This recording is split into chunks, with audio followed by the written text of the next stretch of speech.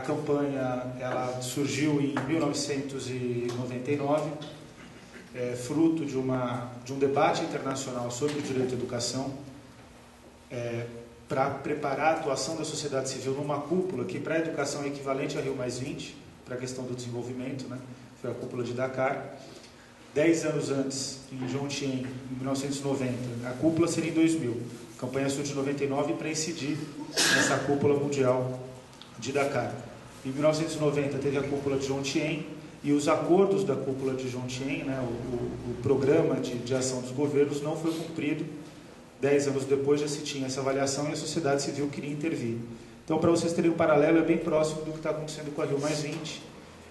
No caso da cúpula de Dakar, nós conseguimos muito mais vitórias, né? Vitórias em termos de aspectos do programa final, né? do documento final do programa Educação para Todos.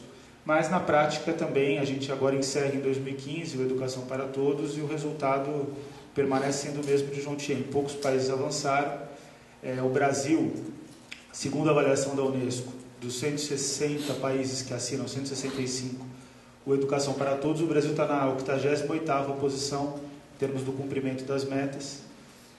Tem até circulado na internet uma foto, né, que é a sexta economia do mundo, 88ª na educação, então isso se refere à Educação para Todos. E a campanha, ela surge numa pauta internacional, ela constrói a campanha global pela educação. Hoje são 70 países que participam, né, da campanha global pela educação. A maior densidade é na África, que na América Latina são 12 países que têm fóruns nacionais, campanhas como a nossa, que atuam na campanha global, que se articulam pela campanha global. E a campanha global pela educação, ela agora está nesse momento de repensar, por conta do não cumprimento dos acordos, né, da Educação para Todos, e ela está num processo agora de reformulação. Independentemente disso, eu acho que o grande mérito do Brasil foi que aqui, e aí tem muito, né, uma contribuição da ação educativa, né, aqui no Brasil a gente conseguiu construir um programa próprio de atuação, e a principal conquista foi o Fundeb. Basicamente, toda criança que vai para a escola todos os dias, os 40 milhões de crianças, adolescentes, jovens e adultos, né, de educação básica, que tem matrículas de educação básica, que vão para a escola todos os 5 dias da semana, eles são financiados pelo Fundeb. Pode ser que o Fundeb não consiga garantir todo o recurso, em grande parte, né, dos casos, o Fundeb não garante todo o recurso que é aplicado em educação, mas o Fundeb ele acaba garantindo parte importante do financiamento da matrícula. Então, hoje, é o mecanismo mais prático que nós temos de financiamento da educação. E para a gente dar um grande salto em educação, a gente poderia trabalhar no seguinte sentido, e ampliando a contribuição da União ao Fundeb. Eu vou falar sobre isso no PNE. Bom, feita a conquista do Fundeb, nós partimos para outras conquistas, que é a construção do custo aluno qualidade, que eu também vou falar aqui para vocês. E agora a gente está lutando por meio, né, da nossa participação nas conferências, e por último, né, concluindo essa participação nas conferências, a incidência no PNE, a construção do Plano Nacional de Educação. Agora a gente está lutando para que esse PNE seja um PNE para valer. A gente distribuiu para vocês aí esse folder, que é um bom resumo, né, do que é o texto do PNE, para que serve o PNE. Eu vou falar aqui com vocês sobre isso, mas quem quiser ter mais informação ou consolidar, né, o que foi colocado aqui, depois poder se aprofundar no assunto, esse é um bom começo de conversa, esse é um bom começo de trabalho. A ideia de um Plano Nacional de Educação, ela surge com o manifesto da educação nova, né, dos pioneiros da educação. E em 1932, agora em maio, completou 80 anos desse manifesto. Vocês devem ter visto alguma coisa na imprensa, né? Que foi a primeira vez que um grupo de intelectuais, importante ressaltar, um grupo de intelectuais e de setores de elite, boa parte deles mobilizados na Revolução Constitucionalista de São Paulo, né? Especialmente a família Mesquita, né? Que é proprietária do Estado de São Paulo, liderados por intelectuais aí de todo o país, né? Inclusive especialmente intelectuais, um intelectual do Nordeste, né, no caso o Anísio Teixeira. Eles começam a debater a questão da educação e dizer que a educação é a grande pauta política brasileira. Isso tem um motivo, né? A Revolução Constitucionalista já estava, né, dando mostras de que São Paulo iria ter uma derrota flagrosa, quer dizer, teria uma derrota acachapante, e precisaria ganhar o campo das ideias. Então, essa é a participação de São Paulo. E os demais, eles de fato têm uma leitura da importância da educação, especialmente o Anísio Teixeira, que ele tenta retomar os conceitos de educação que são trabalhados nos Estados Unidos. A maior parte dos cientistas sociais que fazem política comparada sempre comparam o Brasil com dois países, Estados Unidos e África do Sul. Por quê? Porque são países grandes, de colonização muito diversificada, né, com um tópico de diversidade importante e que tem bastante força econômica. E o Anísio Teixeira, ele acreditava que o Brasil deveria absorver aquilo que tem de bom nos Estados Unidos, que é a educação republicana. Basicamente baseada no Dewey, né, que é um dos intelectuais que constroem o conceito de educação e a forma como se dá a política de educação nos Estados Unidos até hoje. Eu acredito que é praticamente o pai fundador da educação nos Estados Unidos. E eles constroem o conceito de que a educação ela tem que ser republicana, eles começam a trabalhar a questão da educação integral, a educação para a vida. Então, até que é um texto que em 80 anos ainda permanece sendo um texto atual, até porque a nossa incapacidade de utilizar aqueles conceitos, né, e aproveitar daquele legado e construir políticas públicas é muito pequena. Então, o fato é que o texto ele é atual até porque o Brasil não teve capacidade de implementar aquelas ideias que estavam colocadas ali. E qual é o processo mais interessante que eles estabelecem? Eles estabelecem que, para conseguir dar conta daquele programa político que eles propunham para a educação, era preciso ter um plano nacional de educação. Não era bem esse o termo que eles utilizavam, mas a ideia era de um plano nacional de educação. Antes do regime militar, né, da Revolução, que eu não acho que é Revolução, né? Mas antes do golpe, em 62, é feito um primeiro Plano Nacional de Educação. Esse Plano Nacional de Educação ele não é implementado, até mesmo por conta do golpe. É um plano que é misturado com uma lei de diretrizes e bases, então é uma coisa um pouco confusa, mas que se constitui como uma ideia de um primeiro plano de educação. Bom, veio o regime militar. Vocês discutiram o federalismo aqui, né, como um dos tópicos, né, do curso. No regime militar, o governo central, a União, ele retém todo o controle da educação. Para ele não é bom fazer um plano, porque acabava que saía ali dos militares, especialmente de legislações da década de 70, o conceito de como deveria acontecer a educação. E o resultado disso é que o Brasil, na verdade, ele expande a educação, mesmo pelo regime militar, mas ele começa a marcar aquilo que é a nossa realidade até hoje, que é a expansão da educação sem qualidade. Principal, se vocês tiverem interesse sobre isso, o principal intelectual que trabalha sobre essa matéria é a Sônia Draibe, que ela vai dizer que sim, o regime militar expandiu os serviços sociais, expandiu o acesso a direitos sociais, mas ele expandiu sem nenhum padrão de qualidade e era simplesmente um trabalho que ele acontecia porque não tinha como segurar o começo, né, da resposta política ao regime, especialmente as eleições de 74, quando o partido do poder, né, que era a Arena, perdeu para o MDB, que depois desemboca no PMDB, e aí vocês conhecem a história da redemocratização. Bom, nisso a gente chega na Constituição de 88, em que o artigo 214, ele diz que tem que ter um Plano Nacional de Educação.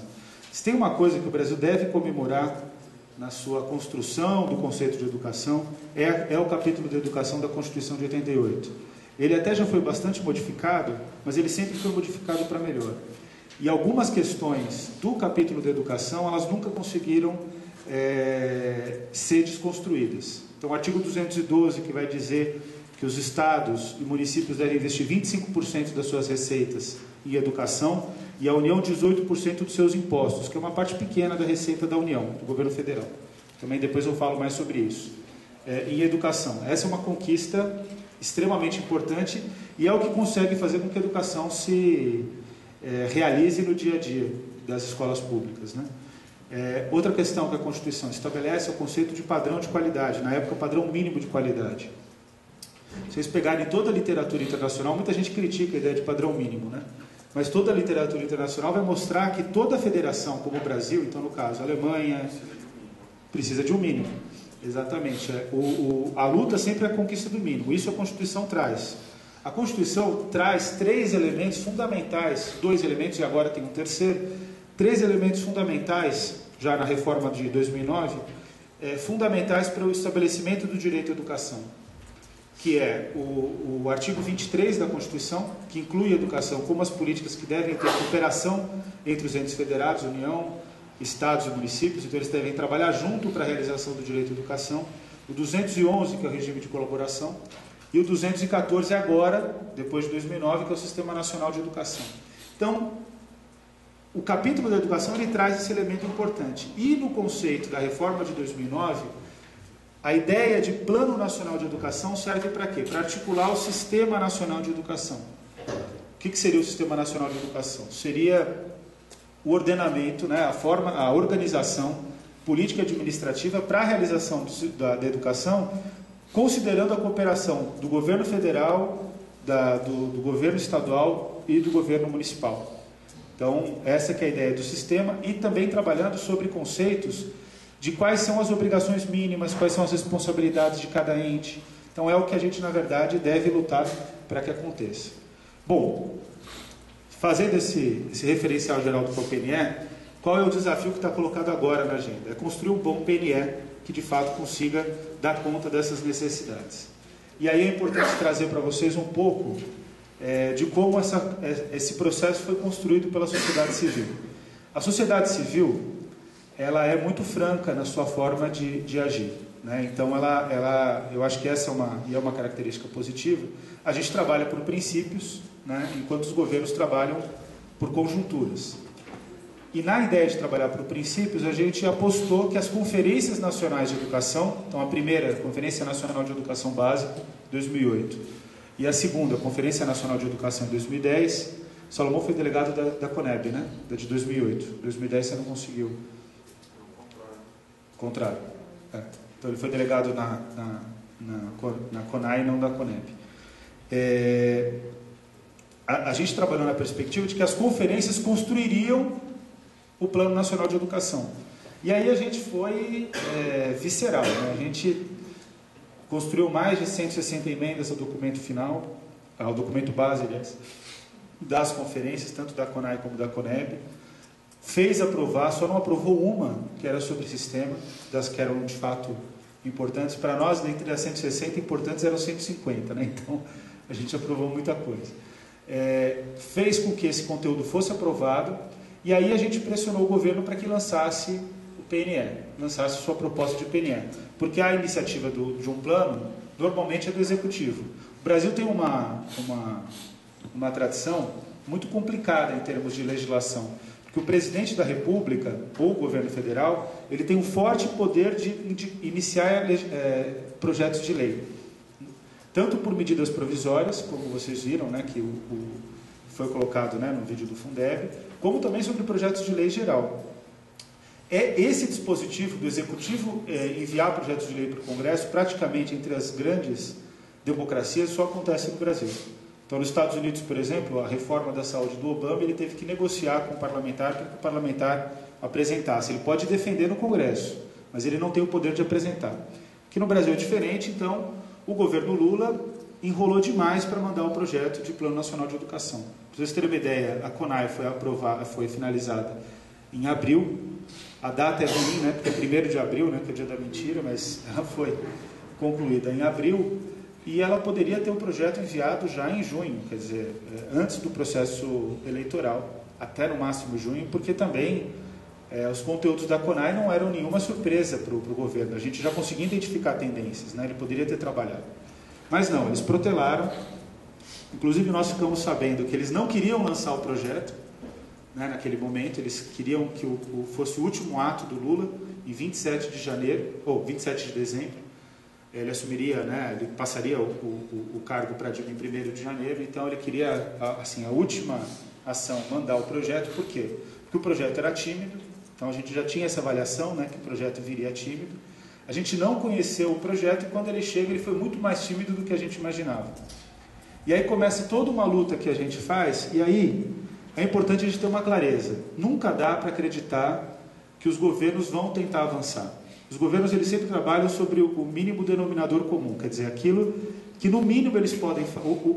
O máximo deles é o mínimo do que pode ser feito em termos de projeto de lei. Então eles sempre vão ser muito tímidos para ver o quanto que a sociedade e a pressão da opinião pública conseguem alterar aquele projeto dentro do Congresso Nacional.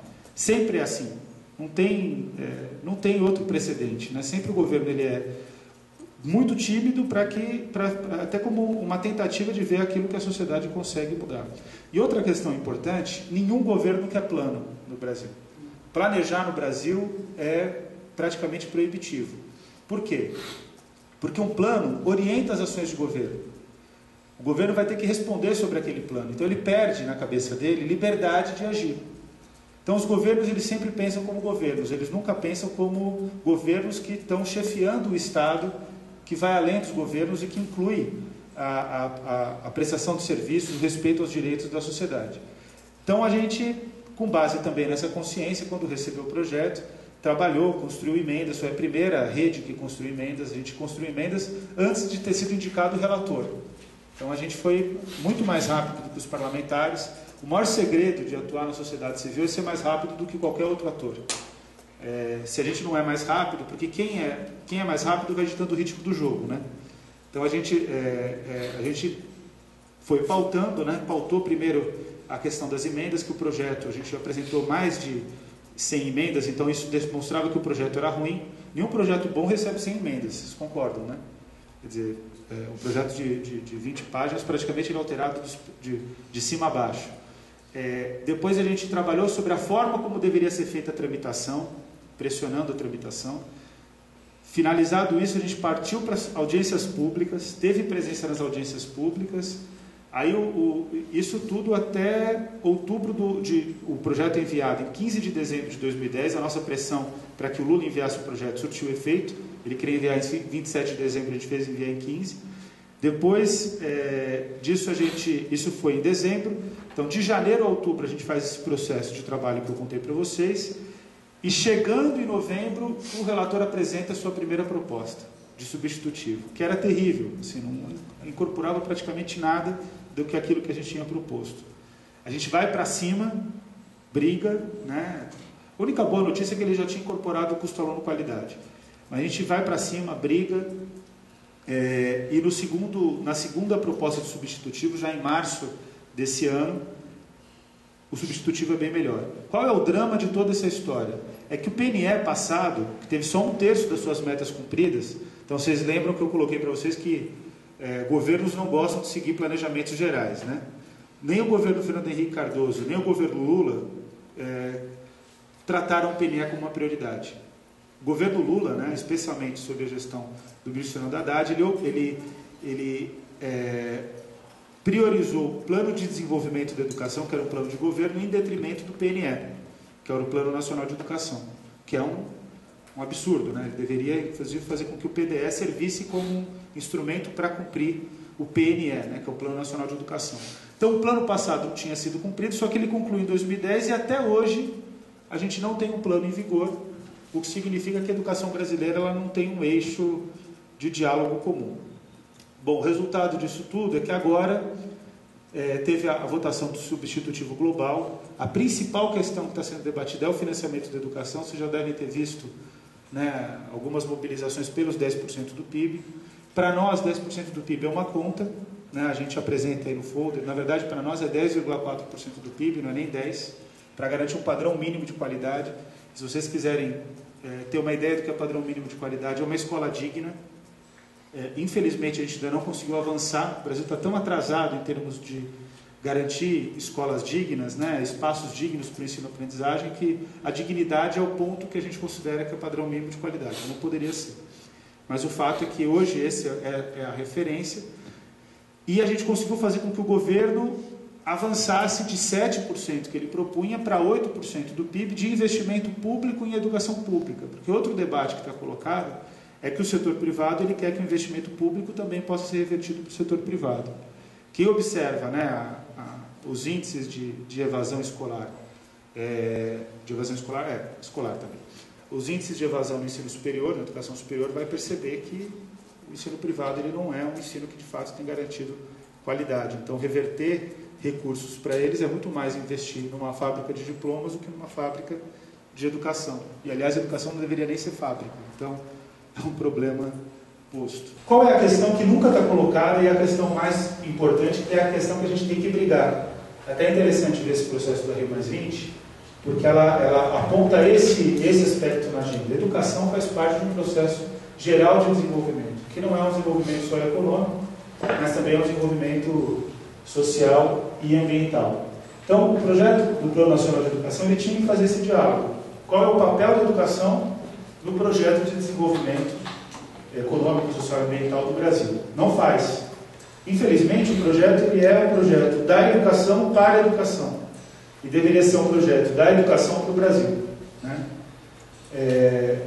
Mas a gente vai tentar aqui discutir o PNE sobre essa ótica, né? de como o PNE se coloca no debate geral. Bom, aqui o que eu vou apresentar para vocês vai ser um monte de gráficos e de informações, que depois no final chega no PNE, mas é mostrar para vocês um pouco o Brasil passado e presente, né? O padrão produtivo do Brasil, as desigualdades que a gente tem conseguido superar, mas a gente tem conseguido superar numa velocidade muito aquém da necessidade. Basicamente, isso significa o quê? Quanto mais a gente é lento para superar as desigualdades, mais a gente está impedindo as pessoas de terem seus direitos garantidos. Né? Então, a gente vai perder gerações e gerações de brasileiros que não tiveram seus direitos garantidos por conta da nossa letargia em conseguir resolver os problemas sociais do país. Depois eu vou falar sobre o envelhecimento da população brasileira, que é o aspecto mais preocupante para boa parte, né, dos jovens brasileiros. Por quê? Porque eu vou mostrar para vocês que a população brasileira envelhece muito, um período muito curto de tempo, ela tem um envelhecimento extremamente rápido, e o resultado disso é que a gente vai ter inúmeros problemas para o futuro. A gente vai ter uma população adulta e idosa sem ter tido direitos garantidos, o que significa que não vai ter capacidade produtiva, capacidade de realização da sua vida. Aí depois eu vou falar sobre a importância do investimento em políticas sociais e em educação, a distribuição federativa dos recursos. E aí eu fiz 2 cenários sobre o que significa os 7,5% do PIB que estavam colocados antes no projeto, a gente subiu para 8% de investimento público em educação pública, e depois o que significaria os 10% do PIB num cenário de política comparada, né? O Brasil perante outros países do mundo. Bom, vamos lá então. Tá. Bom, esse trabalho aqui é um trabalho feito pelo Postman, o ITEA, não sei se vocês conhecem o Márcio Postman, que é um pesquisador da Unicamp, que agora é candidato a prefeito lá em Campinas. Mas ele faz uma análise desde o ano 1000 até o ano 2030 sobre como se dá o padrão de desenvolvimento econômico. Né? Então, vocês percebem que os países não desenvolvidos, obviamente, eles eram mais ricos no passado porque eles tinham, né, pega aqui pelas sociedades americanas, eles tinham maior capacidade de produção agrícola. Né? A América, isso é interessantíssimo. Outro dia eu estava lendo um livro que ele mostra que, na verdade, as populações originárias da América, elas tinham patamares de nutrição extremamente superiores aos reis europeus. Basicamente, assim, Portugal, Espanha, Inglaterra, isso a gente consegue ver em filmes que são mais ou menos sinceros, né? Eles eram reis de países miseráveis, né? Assim, a alimentação, os lugares eram sujos, vocês devem ter já reparado isso, né? O que acontece? O processo de desenvolvimento, quando chega especialmente na era urbana industrial, e graças, né, às grandes navegações, né, o que acontece é que inverte a lógica, né? Os países que hoje são desenvolvidos, eles têm, obviamente, mais riqueza do que os países não desenvolvidos. Né? Então, inverte a lógica. E o mundo pós-industrial, que é o mundo que a gente vai enfrentar nos próximos anos, ele é um mundo que novamente inverte a lógica. Agora, inverte a lógica num aspecto negativo. O que acontece? A observância de direitos, o envelhecimento da população dos países mais desenvolvidos, faz com que eles tenham custos de produção mais altos, enquanto que os custos de produção dos países não desenvolvidos são mais baixos. É a observância do modelo chinês. O que significa isso? Que as pessoas vão receber salários miseráveis para garantir uma produção em larga escala.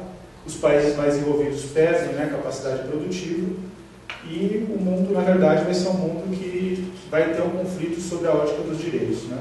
Isso tem a ver também com o debate que está colocado, né, na Ribaizinho. Você escreveu uma pergunta?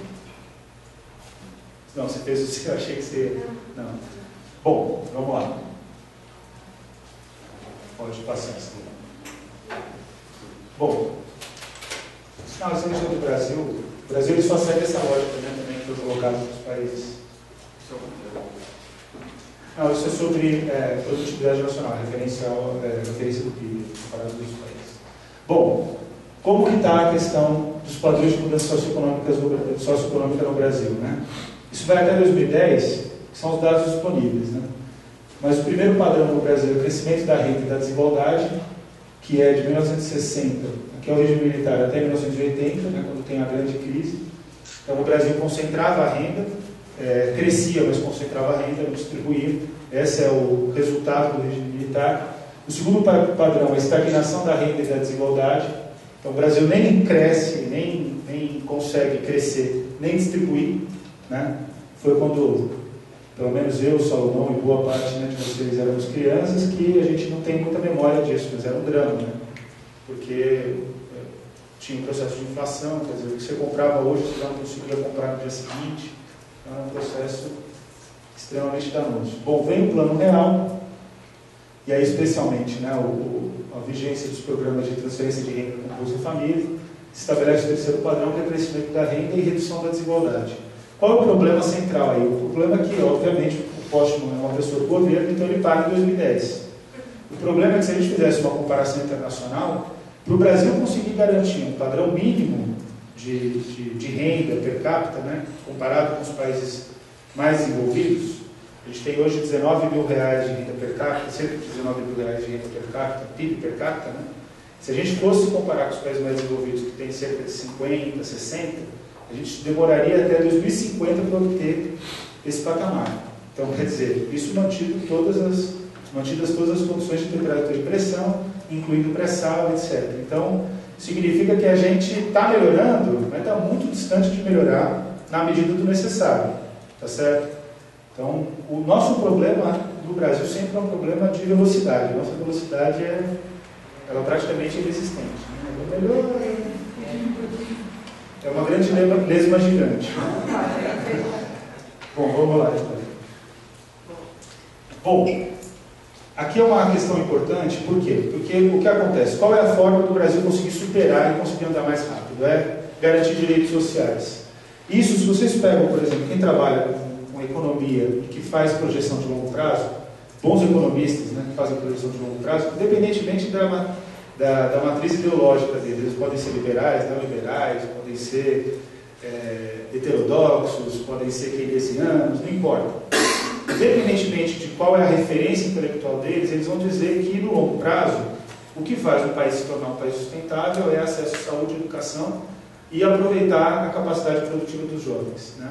A Europa só tem uma solução, é aceitar muitos imigrantes do mundo. Ela precisa de jovens e precisa de gente que esteja disposta a trabalhar muito, né?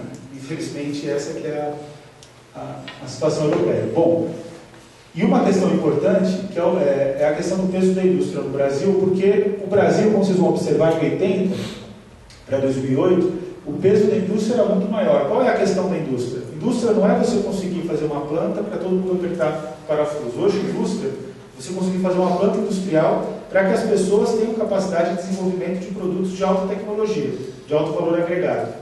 Quer dizer, em 80 era diferente. Era grande quantidade de pessoas em profissões majoritariamente simples, né, em termos de conhecimento. Hoje não. Hoje a indústria para um país já como o Brasil, só quem pode seguir essa ideia de grandes plantas para nível tecnológico baixo é a China, porque tem muita gente e não tem nenhum direito social lá.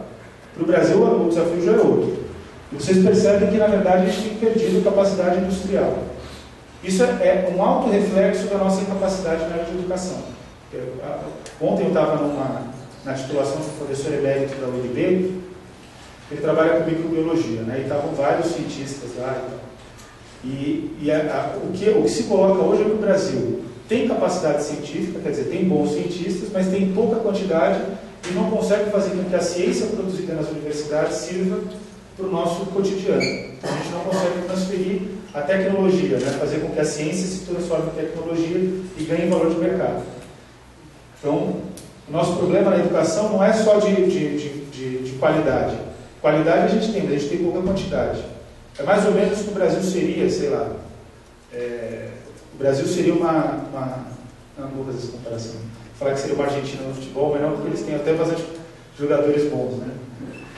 Mas eles têm qualidade, mas não têm quantidade e não têm capacidade de transferir. Vamos lá. Bom, e um outro problema enorme no Brasil, que a educação também tem um papel importante, que é a participação do PIB regional no PIB brasileiro. Isso aqui é a maior vergonha, né? Que lá em cima da região sudeste, do sudeste, você tem regiões que têm padrão de renda, como os padrões europeus dos Estados Unidos. Você tem regiões do sudeste que têm padrão de renda, como os países mais pobres do mundo. Então você tem essa realidade desigual. Ainda assim, o sudeste ele praticamente concentra toda a participação do PIB brasileiro, né? Em comparação, né, a região centro-oeste com a agropecuária tem crescido muito. A região norte, que é aquela que deveria ter efetivamente uma participação importante pela sua capacidade de riqueza natural, está lá embaixo. A região nordeste, né, graças ao crescimento recente, ela conseguiu se manter estável, mas a tendência dela era de queda, né? Vocês podem perceber aqui em 1980. Né? E a região sul é uma região que, na verdade, a região sul ela lembra um país europeu médio muito próximo da crise. Né? Ela é uma região que ela tem bons níveis de educação, bons níveis de saúde, ela tem uma população que tem capacidade de dar conta das suas necessidades, porém ela não consegue crescer. Né? Ela está envelhecendo muito rápido, então é como se fosse uma realidade europeia no meio do Brasil. Né? Bom, vamos lá. E agora a parte mais importante aqui que eu acho para nós, que é a questão do envelhecimento da população. Bom, isso aqui é em 1950, só voltar. O Brasil e os Estados Unidos tinham exatamente o mesmo padrão distributivo da população, em 1950. A diferença entre nós e eles é que os Estados Unidos ele investiu fortemente em educação. Foi o único país do mundo que teve uma população muito grande de crianças, né, que são os baby boomers, vocês já devem ter ouvido falar, que teve uma explosão demográfica lá, o pessoal fazia filho pra caramba, aquela ideia do sonho americano, da família americana, com a TV lá no meio da sala e tal. Eles faziam muitos filhos, né? Embora tivessem bastante televisão, eles faziam muitos filhos e eles, tanto quanto os brasileiros, só que eles colocaram essas crianças na escola. O que sustenta os Estados Unidos, embora os financistas, né, ainda hoje é a base educacional dos Estados Unidos. Aí todo mundo vai falar, mas os Estados Unidos vai mal nos testes internacionais. Uma coisa é você garantir educação para 200 milhões de estadunidenses. Outra coisa é você garantir educação para 1 milhão de finlandeses. Existe uma diferença enorme de escala aí, né? Então você tem ótimas escolas dos Estados Unidos, mas não dá para você garantir, infelizmente ainda não existe uma fórmula de garantir escola excelente para todos, né? Por exemplo, Cuba, que vai muito bem, é um país ainda muito pequeno, né, com todos os méritos cubanos. Bom, então vamos lá. Então, fazer o vídeo? Pode faz rapidinho.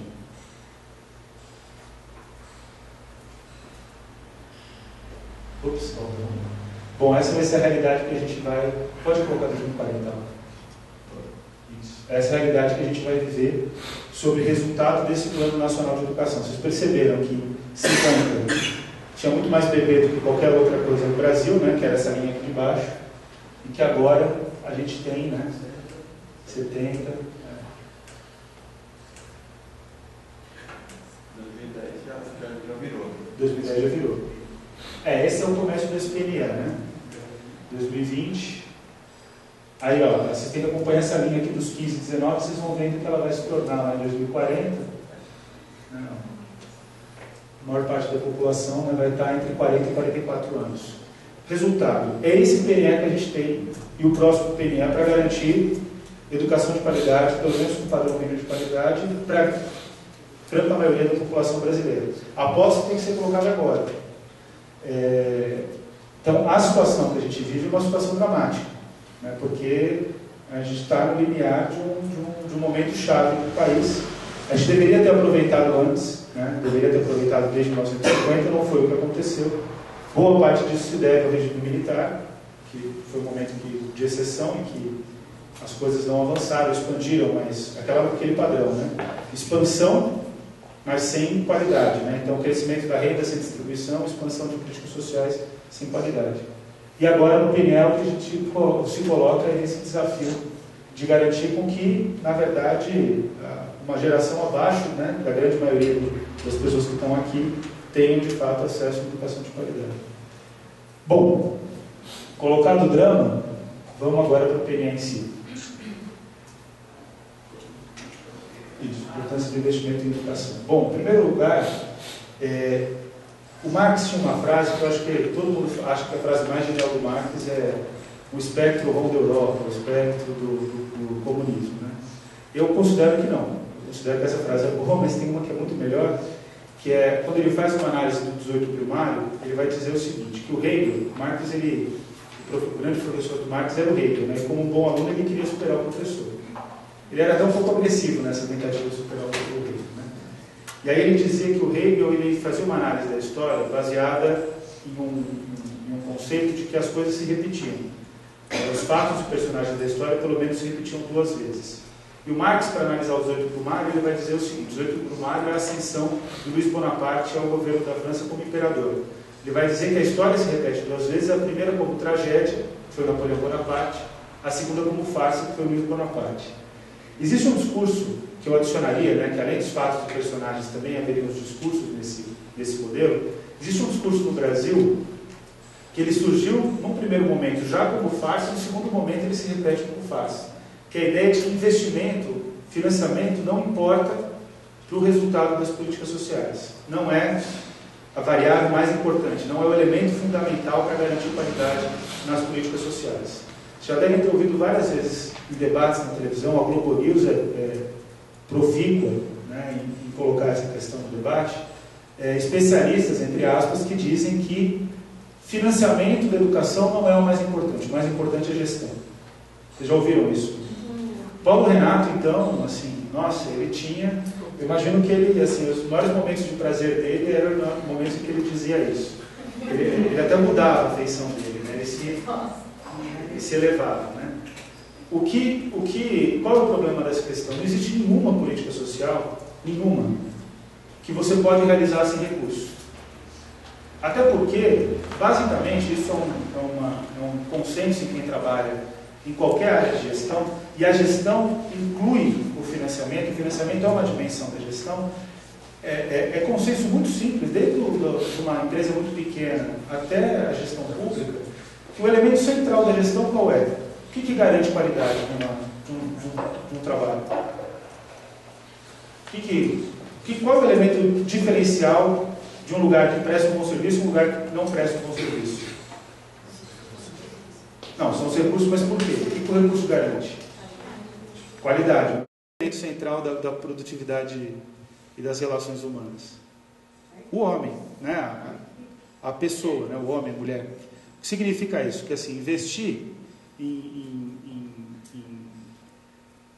educação basicamente significa garantir boa remuneração para os profissionais de educação. Não existe educação sem bom professor. Não existe saúde sem um bom médico. Não existe um bom banco sem um bom administrador de empresa, um bom economista. Essa é uma relação perfeita, não tem segredo. Um bom banco ele vai tentar contratar os melhores profissionais, né? O problema na educação, e o dramático na educação, é que com os salários que hoje são oferecidos, não é possível contratar os melhores profissionais. Mais do que isso, eu acho que é muito mais importante do que isso. Com 2 milhões de professores no Brasil atuando, com o que se paga hoje, você não consegue motivar esses professores, você não consegue estimular que eles façam cursos de formação continuada, que eles busquem novos conhecimentos. O que eu queria trazer para vocês é que o PNE passado, o grande motivo dele ter dado errado foi o fato de que ele não conseguiu, o Fernando Henrique Cardoso, ele vetou o financiamento da educação. Então existia uma ideia de que o financiamento da educação tinha que ser de 7% do PIB e ele vetou esse dispositivo. Fez outros vetos, mas esse era o principal. Bom, resultado, Se o PNE passado tivesse sido aprovado, a gente estaria no patamar de investimento público na ordem de 30% do PIB em políticas sociais. Então, todas as políticas sociais, educação, saúde, etc., estaria em 30% do PIB, que é a média dos países desenvolvidos, né?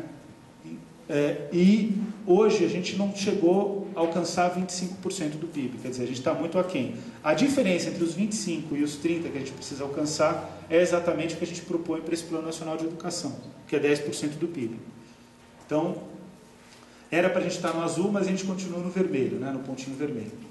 Bom, e aí começa o que significa garantir um PNE com padrão mínimo de qualidade. Para a gente fazer com que o Plano Nacional de Educação cumpra com esse objetivo de garantir que em 2040 a gente vai ter um país que de fato seja um lugar decente para se viver, né? Um país que tenha capacidade produtiva, que as pessoas sejam felizes, que elas consigam dar conta da sua vida. Isso significa a gente garantir pelo menos um padrão mínimo de qualidade, que a gente calculou na Campanha Nacional pelo Direito à Educação, que é o conceito de custo-aluno-qualidade. Pegando o Fundeb, que é a principal política de financiamento da educação, e comparando o custo do Fundeb, o que se paga pelo Fundeb para cada matrícula na educação básica, com o custo do custo-aluno-qualidade, tomando o ensino fundamental, né, como referência, vocês percebem que o CAC, que é em 2010, que é a barrinha vermelha, é maior do que todas as barrinhas azuis. O que significa isso? Que, inclusive, São Paulo, que é o estado mais rico da federação, está aquém do custo-aluno de qualidade. Aqui embaixo são os estados. Aqui embaixo são os estados. Então, até São Paulo, vocês veem que São Paulo e Roraima são os dois com as barrinhas azuis maiores ali, né? Os que estão aqui são os que têm menos recursos, né? São basicamente os estados do Nordeste. Até São Paulo está aquém do padrão mínimo de qualidade em termos de investimento. Aí vocês também não precisam ficar pirando muito no número aqui, é só vocês pensarem nas escolas públicas. Se a gente saísse, fosse hoje uma segunda-feira, saísse daqui agora, supondo que a gente está numa segunda-feira, e fosse para uma escola de periferia, a gente ia ver que de fato a gente está abaixo do padrão mínimo de qualidade, né? Então, essa é uma questão absoluta, né? Vamos lá, próximo. O que é o custo-aluno qualidade? Então, a gente planejou uma escola. O que uma escola tem que ter para garantir o padrão mínimo de qualidade? Que, como eu disse para vocês, é padrão de dignidade. A gente ainda não conseguiu avançar para algo melhor do que a dignidade. A gente está aquém da dignidade. Bom, obviamente tem salas de aula, sala de direção, sala de equipe pedagógica, sala de professores. Aí tem sala de leitura e biblioteca com 4.000 títulos, então são 4.000 obras diferentes, né? Eles podem até se repetir em vários volumes, mas tem 4.000 títulos. Tem uma sala dos estudantes, do Grêmio, refeitório, quadra coberta. Só 20% das escolas tem quadra coberta. Uma vez eu fui no Maranhão, em Codó, e aí assim, 42 graus assim, a temperatura lá em Codó. Uma baita de uma escola gigante, escola bonita até, assim, a prédio, né? Estava mal cuidada, mas era bonita. E uma baita de uma quadra coberta, um campo de futebol, uma baita de uma quadra, um campo de futebol descoberto. Com 42 graus não dá para colocar os meninos para correrem lá. Brinquedoteca no ensino fundamental, né? Aliás, essa é a principal reivindicação das crianças. Toda pesquisa que se faz, ensino fundamental, anos iniciais e educação infantil, você pergunta para as crianças o que você quer na sua escola, o que você quer na sua creche, o que você quer na sua pré-escola, elas respondem brinquedo. E o brinquedo tem um papel importante para o aprendizado. Também não preciso discorrer muito sobre isso. Bom, laboratório de informática, 30 computadores, um servidor, internet banda larga. Boa parte das escolas tem laboratório de informática, tem internet, a diretora não deixa que as crianças usem. E quando você vai observar a internet, ela não é banda larga, então também não adianta nada, né? Não adianta você ficar lá esperando para que as coisas aconteçam. Bom, laboratório de ciências, 3. Esse é o elemento central para a formação de cientista, né? Não é ainda que seja importantíssimo, Ciências Sem Fronteiras, né, que é levar estudantes universitários do Brasil para fora, é fundamental, é importante que eles voltem também, garantir que eles voltem, mas o ponto mais grave da política de ciência brasileira é que ela não começa na educação básica, diferente de outros países. Tem até assim, uma incubação dessas ideias em algumas escolas públicas, a ideia é um pouco pela competição, que é a história das Olimpíadas, né? Olimpíada de Ciência, Olimpíada de Matemática, mas isso não vai resolver o problema, né? Não é você formando ideias muito bons que você vai resolver o problema de 190 milhões, né? Que é de produção científica. Bom, vamos lá. qual é a diferença agora? O que acontece quando a gente pega o CAC, que é o que a gente pegou, e compara os custos do PNE da campanha com o MEC? Acontece que, basicamente, essa questão que eu coloquei para vocês, que é o que mínimo que tem que ter numa escola, mais importante do que aquele valor lá, do que traz daqueles valores de insumos, é o salário dos professores.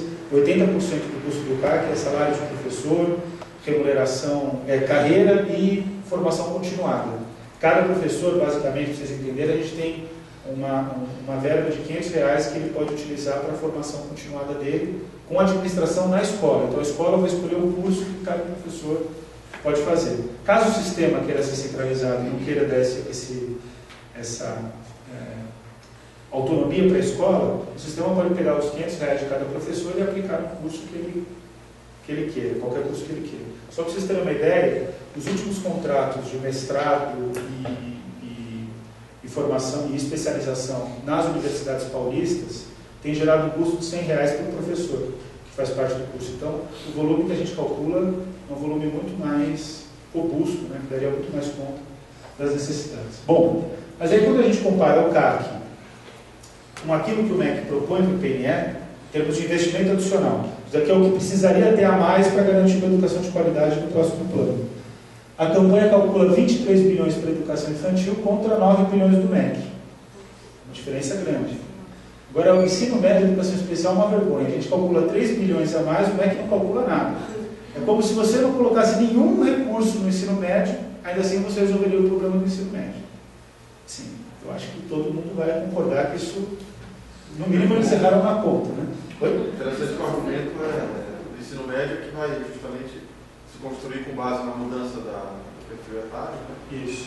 E a educação especial é um argumento cívico, né? Na verdade, não vai incluir, não precisa de recurso. Não precisa de recurso. A lógica é a inversa, né? Agora, o caso que eu acho que é mais assim, irônico do que o MEC pensa, né? Assim, aí é uma palhaçada mesmo. Isso aqui não foi feito na gestão atual, foi feito na gestão passada, né? Na gestão do Fernando Haddad. Bom, educação integral é o seguinte: o MEC calcula que você dando para cada estudante, para a matrícula de cada estudante ao ano, R$ 369,75 a mais por ano, não é por mês, não, é por ano. Você garante que os estudantes saiam de uma jornada média no Brasil de 3,7 horas por dia em sala de aula, para uma jornada de 7 horas, não é nem 5 que o Conselho estabelece. E que com isso você consegue garantir a educação integral. Divide em R$ 369,75 por 12 meses. Aí vocês vão ter o quanto de adicional por mês o MEC propõe. A diferença aqui fica entre 23 bilhões de reais contra 3 bilhões de reais para garantir a educação integral, para 10 milhões de matrículas. A gente tem 40, vai chegar a 60 milhões, né, ao final do PNE. Então, 10 milhões é 1/6 do que o que a gente vai ter de matrícula, né?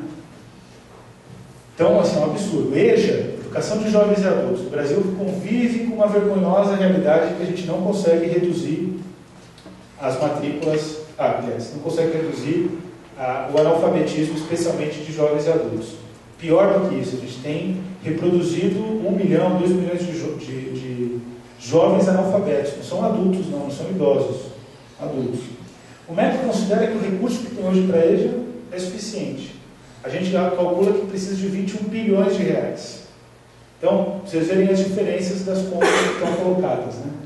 Educação profissionalizante aí está bem equilibrado, ensino superior é 45 bilhões de reais contra 15. E aí tem gente, especialmente, né, as pessoas que defendem a ideia de que o que importa é a gestão, não é recurso, que diz, não, o Brasil investe muito em ensino superior. Sabe qual a diferença da conta aí? É que o MEC calculou, isso também eu acho que é para usar a palavra certa, é uma disfarçatez. O MEC calculou que 50% das matrículas em educação, matrículas novas na rede pública, bom, a grande maioria das matrículas que eles consideram que vai se expandir é pela via privada, ProUni e outros programas que se criem para transferir recursos, FIES, etc., para o ensino privado. Mas aquilo que é a expansão pública, eles calculam que 50% é educação à distância para a formação inicial e 50% é formação presencial. Qual é a realidade disso? A formação à distância, ela vai se dar fortemente nas regiões norte e nordeste. Uma vez eu fui para o Amapá fazer lá um debate, e foi um debate super curioso, porque era dentro de um prédio do Sistema S, com a Secretaria de Educação, o MST, porque a campanha, dentro do Comitê Diretivo da campanha, está o MST, né? Então eles chamaram a gente lá, então o MST, os sindicatos e os empresários. Quer dizer, eu nunca imaginei que ia se reunir num auditório todas essas figuras, né? Mas na campanha também esses grupos estão articulados, então isso acaba acontecendo, né? Bom, mas o resultado é que eu, quando falei disso, né, todo mundo ficou em silêncio lá no Amapá. E aí depois eu fui perguntar, né, mas por que vocês, o que aconteceu, né? Assim, vocês defendem, eu critiquei, vocês defendem a educação à distância? Eles falaram, não. É que aqui a nossa universidade, basicamente, é uma universidade de educação à distância. Universidade Federal do Amapá. Eu falei, nossa, e funciona? Por isso que vocês ficaram quietos? Eles falaram, não, o problema é que aqui não tem banda larga, não tem banda larga em Macapá, né? E aí, assim, para cada quadro, a gente demora 1 hora. Quer dizer, a cada quadro do vídeo, né? Eles esperam 1 hora para que a coisa, a tela comece a se formar. Então, resultado, isso é piada, né? Então, não adianta também o Brasil achar que o problema se resolve na educação básica. No caso aqui, o MEC considera que não resolve nem o ensino médio, né? Porque ele não quer colocar 1 centavo a mais no ensino médio. Mas o problema para se resolver de fato, ele depende também do ensino superior.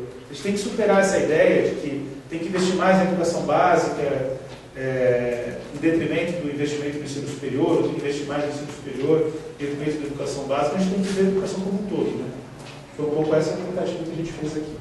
Bom, o resultado que a gente calcula é que o PNE, para se realizar, precisa de 169 bilhões de reais a mais contra 61 que o MEC propõe. Pode passar. Só uma pergunta. A Weekend de remuneração docente? É o seguinte, a gente quis aqui separar o que é Norte e Nordeste e o restante do Brasil. Então a soma aqui dá 32, né? No MEC dá 27. Entendeu? Essa aqui é... Vamos lá. Bom, então hoje assim, o ano mais transparente da administração pública foi 2009. 2010 não é um ano transparente nos dados em educação. O INEP não disponibilizou todos os dados. Por quê? Porque é um ano eleitoral, foi um ano eleitoral, e segundo, porque a União, o governo federal fez pouco em termos de orçamento em educação. Depois eu vou mostrar para vocês o que significa isso. Mas em 2009 foi investido 155 bilhões de reais. A gente pediria mais 169 bilhões, que dá 325 bilhões, que é 10,4% do PIB. O MEC pede 61, daria 216, que é 6,9% do PIB. Não chega nem a 7, por conta do MEC, né? Bom, agora as questões que são mais dramáticas para a educação. Como se divide o orçamento em educação? Quebrando alguns mitos que são importantes serem quebrados. Hoje, a cada R$1 investido em educação, 65 centavos ficam com o ensino fundamental, 13 centavos vão com o ensino médio. A educação superior, que é tão criticada, que parece que recebe tanto recurso, é com 15 centavos, fica 15%. E a educação infantil fica só com 7%. Fica muito aquém das demais etapas, né? A gente não está investindo nos bebês e nas crianças da forma como deveria, né? Bom, agora tratando sobre as desigualdades federativas, né? Se a gente fosse pensar num país que tem 5.565 municípios, 26 estados, um distrito federal e um governo federal, como isso é a composição federativa do Brasil, a gente imaginaria que os estados, os municípios, teriam mais recursos do que a União. Até porque os estados e os municípios realizam aquilo que é mais central dos cidadãos, que é o quê? É política social, né?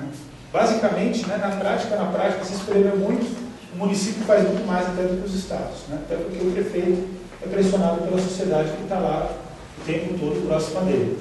Bom, ao invés disso, no Brasil, 57% de todos os recursos arrecadados disponíveis ficam com o governo federal, ficam com a União. 18% ficam com os municípios e 25% ficam com os estados e o Distrito Federal. O que significa isso? Que a soma dos 5.565 municípios mais dos 26 estados do Distrito Federal não dá o volume de recurso que está disponível, que foi arrecadado pela União.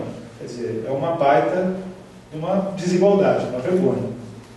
E aí a União, que é a que mais retém recursos, quando a gente vai observar como se dá o orçamento da educação, a gente vai perceber que a União que tem 57% dos recursos disponíveis e arrecadados, quando se trata do financiamento da educação, ela só coloca 20%. Os 5.565 municípios que ficam com os 18 colocam 39% do que é investido em educação. E os estados do Distrito Federal ficam com 25%, colocam, aqui, né, colocam 41%. Então, qual é a regra no Brasil? A União dita as regras para os estados e municípios realizarem. Quando o Ministério da Educação comemora que está subindo o recurso da educação, vocês já devem ter visto essa propaganda, na verdade ele deveria ser honesto e dizer parabéns governador e parabéns prefeito. Vocês estão com a corda no pescoço e estão fazendo com que o orçamento da educação cresça. Teve um crescimento do orçamento do governo federal? Teve. Só que é um crescimento proporcionalmente ainda muito baixo, que é o que a gente vai ver no próximo. A contribuição da União, hoje o Brasil investe 5% do PIB em educação. A contribuição da União não chegou a 1% do PIB. Isso significa que a União investe menos de 3% do seu orçamento em educação. Menos de 3%. Então, é a prova de que não tem, de fato, prioridade, né, no investimento em educação. Bom, bom, agora aqui a minha diversão matemática. Eu tentei, porque o que acontece? O debate todo lá no TNE é o seguinte, lá na comissão especial, dia 26 e 27 começa a votação dos destaques, né, para concluir a matéria lá na Câmara dos Deputados. E o debate todo dos parlamentares que querem defender que recurso não importa, que 8% dá, etc., é que se investir 8% o Brasil vai viver uma revolução.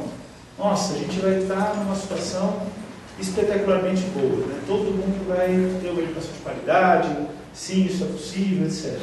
Bom, a gente, para poder falar sobre o país, a gente tem que também usar uma referência comparada com os outros países do mundo, né?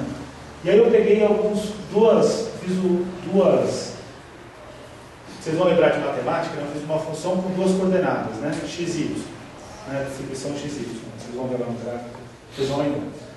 E aí eu peguei o potencial humano, que seria investimento e cobertura das políticas de saúde e educação, por um documento da CIA chamado CIA World Factbook. A CIA, todo mundo pensa que ela só faz espionagem, né? Mas a CIA é uma agência de inteligência mesmo. Se vocês entrarem no site da CIA e acessarem esse estudo, que ele é publicado anualmente, vocês vão ver assim todos os dados de todos os países. E olha que interessante, a agência de inteligência dos Estados Unidos considera que duas questões são centrais para saber se um país tem futuro ou não: cobertura de saúde e cobertura de educação. Então, eu acho que o que a gente está falando aqui não é besteira, né? Se eles pensam dessa maneira. Outra questão que eu peguei também foi de uma base dos Estados Unidos, que é a US Census Bureau, que trabalha o índice de cidadãos com mais de 65 anos sobre os cidadãos em idade de trabalhar em 2040. O que significa isso? A quantidade de aposentados versus a quantidade de trabalhadores que conseguem exercer vida produtiva. Gente, aqui eu não estou querendo ficar falando que quem tem mais de 65 anos não é produtivo, não. É só um critério econômico, tá? Para poder comparar.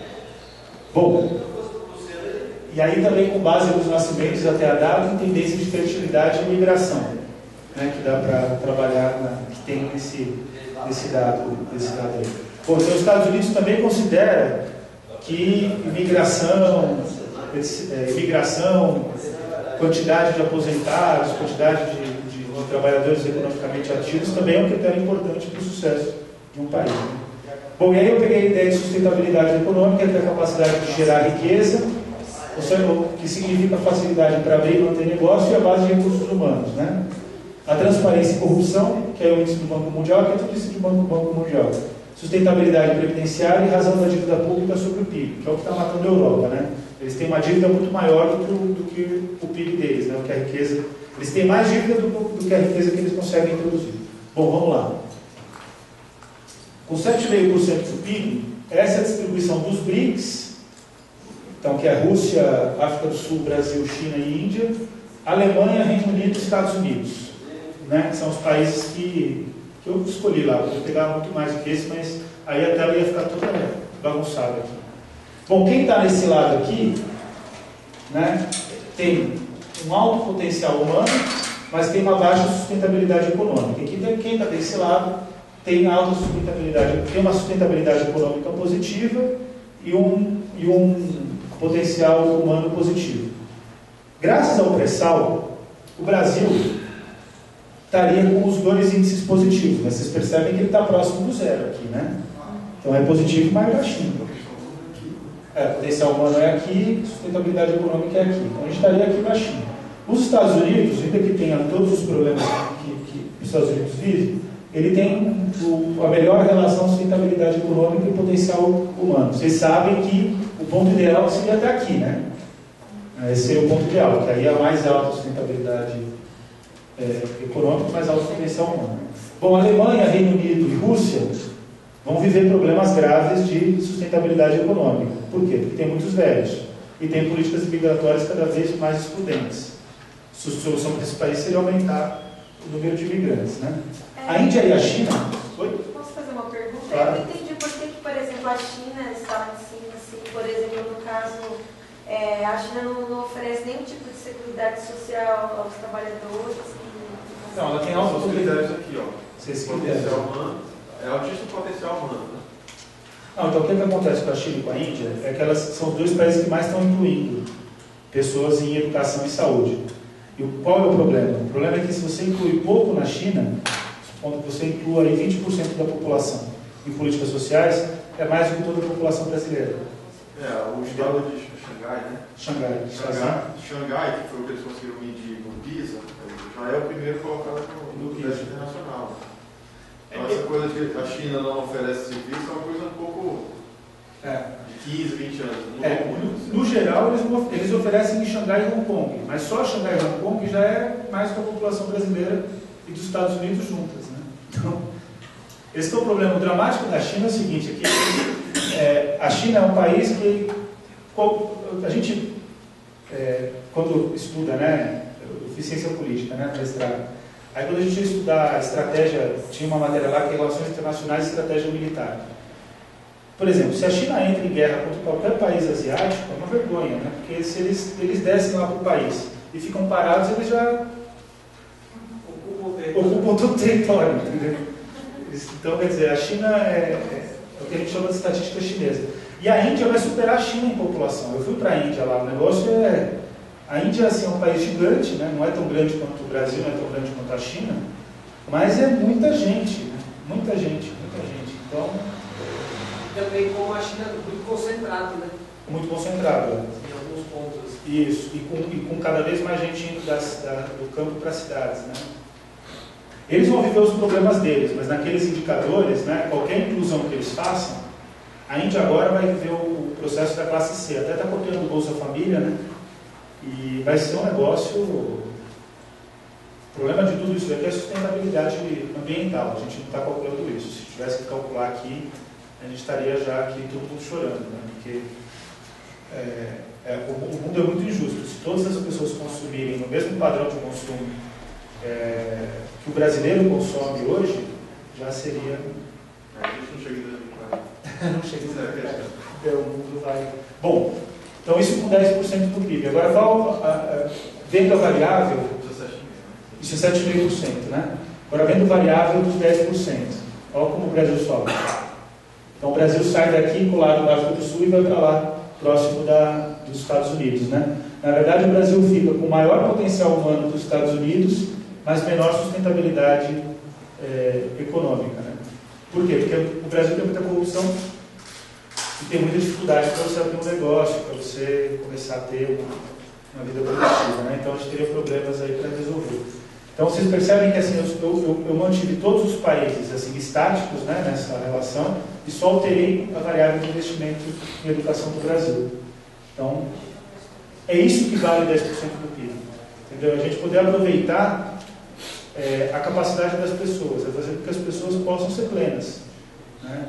Fazer com que as pessoas possam se desenvolver. A Constituição vai dizer que a educação tem 3 missões: desenvolvimento individual, desenvolvimento do cidadão para que ele possa participar da vida cívica, então que ele possa participar civicamente, fazer um pouco do que vocês estão fazendo aqui, né? E o terceiro aspecto é que ele se prepare para o mundo do trabalho. A Constituição não fala em mercado de trabalho, que é bom, significa que o mundo do trabalho está além da atividade produtiva específica, né, como pensa o Sistema S. O cara vai se formar para ser padeiro e ele vai ter que ser padeiro pro resto da vida. Não, ele pode ser padeiro, ele pode se formar para ser padeiro, mas ele tem que começar também, se quiser optar por outra profissão, transferir, né, a sua força de trabalho. Então, esse é o cenário, né? Agora, e para finalizar, de vez, mostrar como no Brasil existe uma rede pública, que é o que a gente tem que perseguir, que é de alta qualidade. Quando saem os resultados do PISA, o INEP, de vez em quando o INEP gosta de ser transparente, né? Eu até estava pensando em propor para o Salomão que a gente utilizasse a lei de acesso à informação, Salomão, e pedisse uma série de dados lá para o INEP, né? Porque eles não disponibilizam mais nada no site. Especialmente agora, né, que tem uma questão eleitoral, o ex-ministro é candidato em São Paulo, os dados estão sumindo do site do INEP. Isso é gravíssimo, né? Até porque eu não acho que, comparado com os outros, eu acho que a gestão do Haddad foi até melhor, comparado com os passados. Eu não acho que foi uma gestão boa, mas foi melhor do que os demais. Mas o fato é que os dados estão sumindo. Mas tinha um dado lá, quando foi divulgado o PISA, que era um dado bem impressionante, que ele isolava o desempenho geral do Brasil, as redes públicas municipais e estaduais e a rede pública federal de educação. Então aqui, no desempenho geral, o Brasil fica em 54º lugar no PISA, entre 65 países, com 401 pontos, a média geral do Brasil, né? O Brasil ele ficaria, foi o país que está entre os 5 que mais cresceram, mas ele saiu das últimas posições para as 20 piores, assim, para as 15 piores colocações, né? Então, ele melhorou, mas ainda está muito atrás, né? Quando você pega as redes públicas, municipais e estaduais, o desempenho médio das redes públicas estaduais e municipais no PISA, a gente está com 387 pontos. A gente cairia da 54ª posição para a 60ª posição. A gente só ficaria à frente dos países que excluem as mulheres da educação. Por algum motivo, redes que incluem mulheres, elas têm, além do, assim, as mulheres eu acho que são mais inteligentes mesmo, porque elas vão muito melhores, né? Quanto mais mulheres incluídas, melhor é o resultado das redes. E por último, se o Brasil tivesse isolado a rede pública federal, são as escolas técnicas federais e são as escolas de aplicação, o Brasil sairia das 54ª posição e ficaria na 7ª posição, se essa fosse a base. Qual a diferença entre a rede pública federal e as demais? O custo aluno ano da rede pública federal é cerca de R$7.000. O custo aluno ano da rede pública municipal e estadual é cerca de R$2.000. Uma diferença grande. O professor, a carreira inicial, no ano em que foi feito o PISA, que foi o ano de 2011, a carreira inicial do professor da rede pública municipal e estadual é o piso, que foi R$1.187, contra a rede pública federal, que é um piso de cerca de R$4.000, uma jornada de 40 horas. A carreira chega em R$12.000. Então o cara começa com 4, chega até 12, é uma boa carreira, né? Eu considero que é uma boa carreira. No caso da rede pública municipal e federal, no máximo ele consegue R$5.000, R$6.000 na média. Quer dizer, ele fica abaixo depois de vários anos, né, de 30, 40 anos de trabalho na rede pública. Então, o resultado disso é mostrar que o Brasil tem uma rede pública de qualidade. Se a gente isolasse as escolas privadas aqui, de educação básica, média, a gente ficaria mais ou menos na 44ª posição. Vocês percebem que o Brasil tem uma escola pública boa, o Brasil sabe fazer uma escola pública boa. Só que essa escola pública exige um aspecto central na política pública, que é investimento. É conseguir trazer os melhores professores, etc. Aí você vai ter um advogado do diabo que vai dizer, mas na escola pública federal, você tem boa parte delas, você tem vestibulinho. É verdade. Mas você tem vestibulinho porque o demanda é maior do que a oferta. O que atrai o aluno, porque a organização que iniciou, a população brasileira também sabe que é uma boa escola. Salomão é do Você perguntar para qualquer mãe, ela sabe que é uma boa Salomão escola. 2 vezes no Comitê de O problema é a diferença. É saber o que é uma boa escola e a história que ela pode mais que o filho dela. O Comitê Diretivo da campanha são 10. Então, no fundo, E agora, coordenador a questão do vestibulinho, ela até ajuda a fazer com que a escola fique ainda melhor, porque ele vai só com os melhores alunos. Mas ainda assim, ele só existe porque a demanda é maior do que a oferta, né? E é também uma questão relativa, porque isso acontece aqui em São Paulo. Você vai para o interior do Brasil, você tem ótimas escolas técnicas federais que não têm a mesma concorrência, tem praticamente uma relação candidato vago de 1 para 1.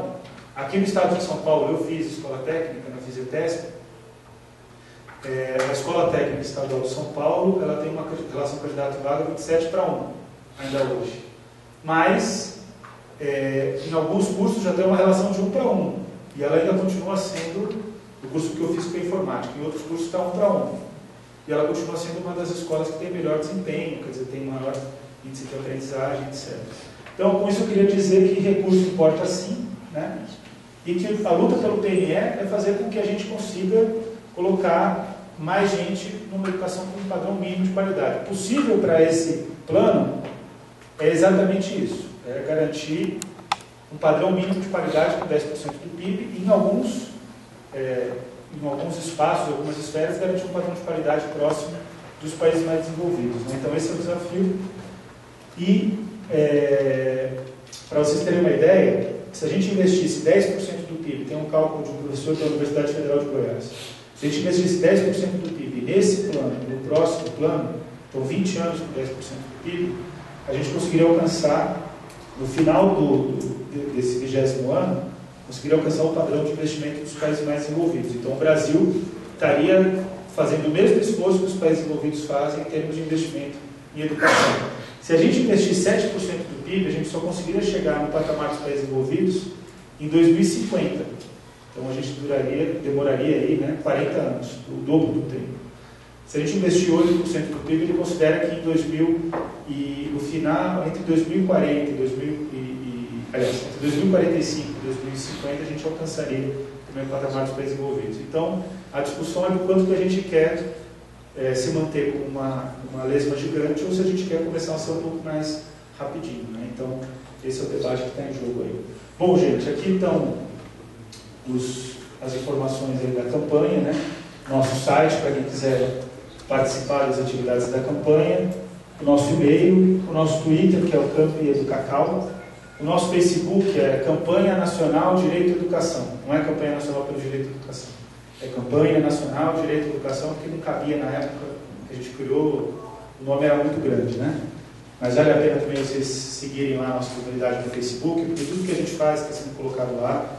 A gente está sempre em Brasília, então a campanha sempre tem um forte trabalho de argumentação técnica, mas mais importante de tudo é a nossa mobilização social. Então a gente estuda para poder agir, né? Então vai lá para o parlamento, vai para o congresso, faz uma série de atividades, né?